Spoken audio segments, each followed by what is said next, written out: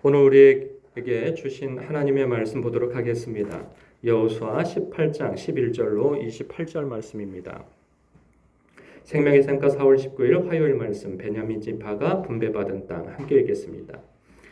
베냐민 자손 지파를 위하여 그들의 가족대로 제비를 뽑았으니 그 제비 뽑은 땅의 경계는 유다 자손과 요셉 자손의 중간이라. 그들의 북방 경계는 요단에서부터 여리고 북쪽으로 올라가서 서쪽 산지를 넘어서 또 올라가서 베다웬 황무지에 이르며 또 그 경계가 거기서부터 루스로 나아가서 루스 남쪽에 이르나니 루스는 곧 베델이며 또 그 경계가 아다롯 앗달로 내려가서 아래 베토론 남쪽 산 곁으로 지나고 베토론 앞 남쪽 산에서부터 서쪽으로 돌아 남쪽으로 향하여 유다 자손의 성읍 기럇 바알 곧 기럇 여아림에 이르러 끝이 되나니 이는 서쪽 경계며 남쪽 경계는 기럇 여아림 끝에서부터 서쪽으로 나아가 넵도와 물 근원에 이르고 르바임 골짜기 북쪽 흰놈의 아들 골짜기 앞에 있는 산 끝으로 내려가고 또 흰놈의 골짜기로 내려가서 여부스 남쪽에 이르러 엔로겔로 또 북쪽으로 접어들어 엔세메스로 나아가서 아돔밈 비탈 맞은편 글릴롯으로 나아가서 루벤 자손 보안의 돌까지 내려가고 북으로 아라바 맞은편을 지나 아라바로 내려가고 또 북으로 벳 호글라 곁을 지나서 요단 남쪽 끝에 있는 여메의 북쪽 해만의 그 경계의 끝이 되나니 이는 남쪽 경계며 동쪽 경계는 요단이니 이는 베냐민 자손이 그들의 가족대로 받은 기업의 사방 경계였더라. 베냐민 자손의 지파가 그들의 가족대로 받은 성읍들은 여리고와 벳 호글라와 에멕 그시스와 벳 아라바와 스마임과 베델과 아임과 바라와 오브라와 그발 암모니와 오브니와 게바이니 12성읍과 또 그 마을들이며 기브온과 라마와 보에롯과 미스베와 그비라와 모사와 레겜과 이르부엘과 다랄라와 셀라와 엘렙과 여부스 곧 예루살렘과 기브앗과 기럇이니 14성읍이요 또 그 마을들이라. 이는 베냐민 자손이 그들의 가족대로 받은 기업이었더라. 아멘. 베냐민 지파에 대한 이야기가 나와요. 그 베냐민은 야곱의 12아들 중 막내 아들이죠. 형제간으로 볼 때에는 그 형제들이 다 이렇게 배다른 그 형제들이었어요. 근데 특별히 요셉의 친동생이 베냐민이죠. 그래서인지 몰라도 그 요셉 지파가 므낫세와 그리고 에브라임이잖아요. 이 에브라임이 그 북쪽, 그러니까 중간지대에서 약간 북쪽으로 있고, 그리고 그 아래쪽 최남단 쪽이 유다 지파라고 했어요. 지도상으로 이렇게 보면은 유다 지파가 제일 최남단에 남쪽 전체를 이렇게 장악을 하고 있고 분배를 받았고, 그리고 바로 위에가 이제 베냐민이고 그 위에가 에브라임인 거예요. 그러니까 이게 딱 가나안 지역에서 허리띠 지역인 거예요. 그러니까 남쪽은 유다 지파, 북쪽은 이 에브라임으로 해가지고 그 열 몇 개 지파가 이제 위로 쫙 있는 거죠. 한 10개 지파가. 그리고 난 다음에 딱 중간 부분에 그 남쪽과 북쪽을 이어주는 그 중간 지점에 이제 그 오늘 이 베냐민 지파가 있게 되어진 거예요. 그리고 보면 그 바로 또 왼쪽에 서쪽이라고 할 수 있는 거죠. 거기는 단지파가 있어요. 그러니까 여기는 딱 3면이 이거 둘러싸여 있는 거예요. 4면이 다 둘러싸여 있는 거예요. 이렇게 폭 들어가 있는 거죠. 에브라임과 단과 그 유다 지파. 예. 그러니까 이 가운데서 굉장히 유력한 지파가 유다 지파이고 또 에브라임 지파예요. 근데 그 사이에 딱 끼어 있는 거죠.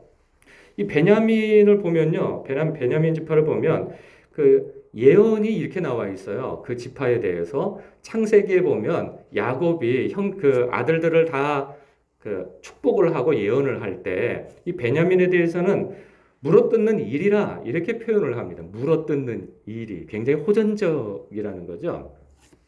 그 역사를 보면은 이제 사사기에 보면은 이제 그런 게 나와요.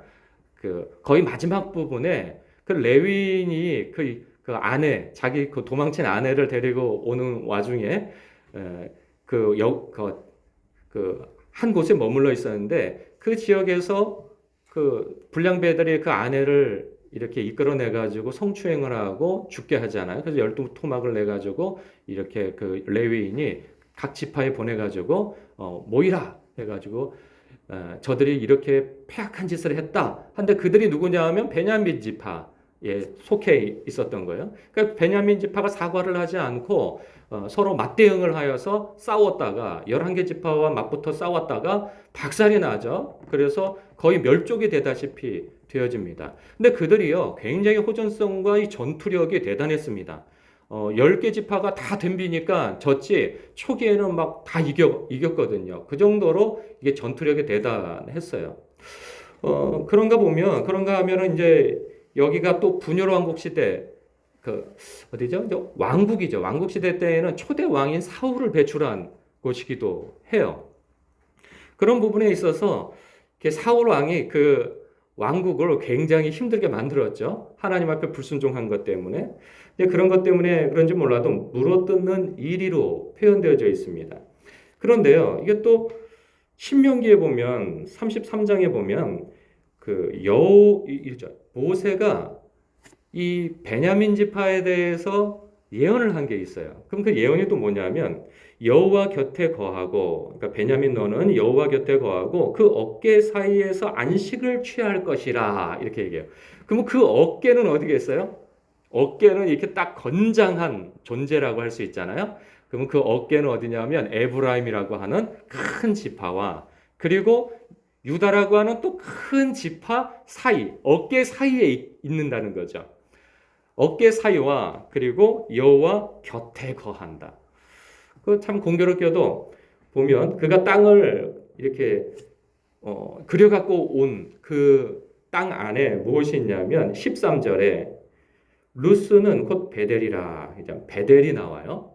이 베델은요, 야곱이 하나님을 만난 곳이죠. 그래서 그것을 하나님의 집이라 표현한 것입니다. 사사시대 때에는 이것이 신앙의 중심지가 되어집니다.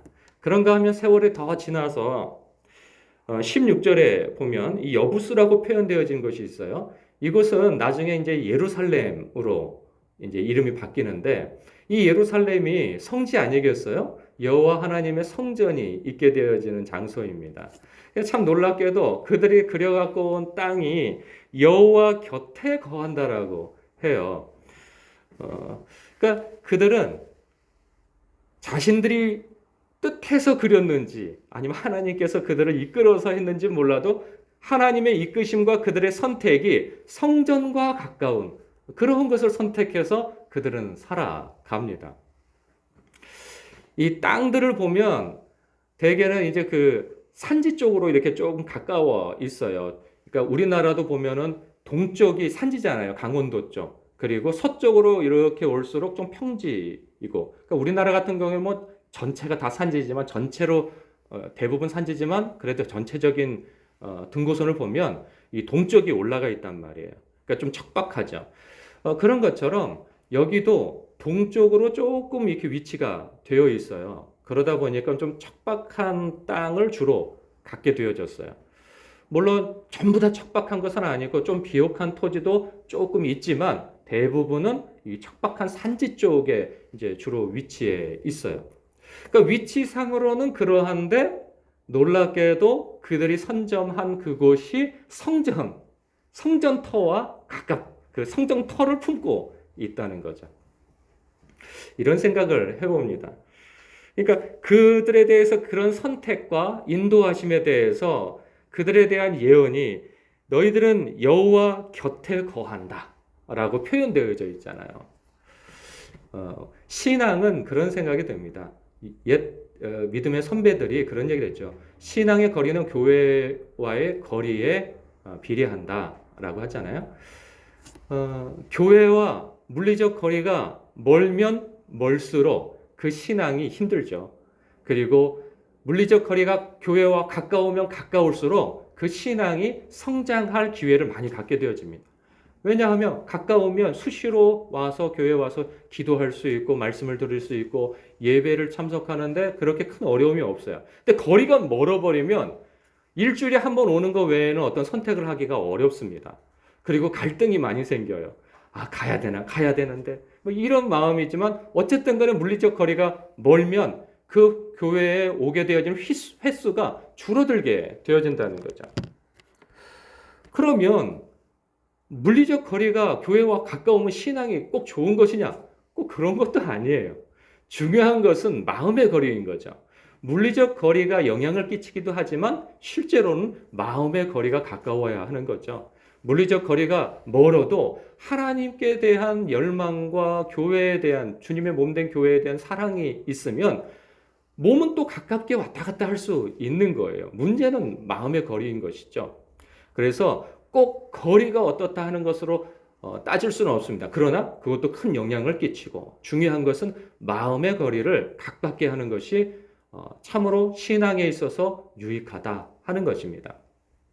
그래서 그런 마음이 들어요. 이 오늘 베냐민 지파에 대한 이야기가 나와서 그런데 이들이 선택한 땅이 상대적으로 다른 지파에 비해서 비옥하지가 못해요. 그러나 성전과 가까웠더라. 성전을 품었더라. 하나님의 집을 품었더라 하는 것처럼 우리의 삶에 어떤 선택에 있어서 어떤 삶의 터전이든 일터든 하는 것이 교회 중심적으로 선택하는 것이 우선순위가 되었으면 좋겠다 하는 그런 생각입니다. 그래서 우리의 삶 속에서 무엇인가 선택할 때 하나님 먼저, 그리고 교회 먼저, 그리고 하나님의 약속의 말씀이 먼저, 그리고 난 이후에 어떤 직장을 선택하든, 그리고 사업에 어떤 일을 하든, 뭐 집을 어떤 그 모든 것들이 하나님 중심적으로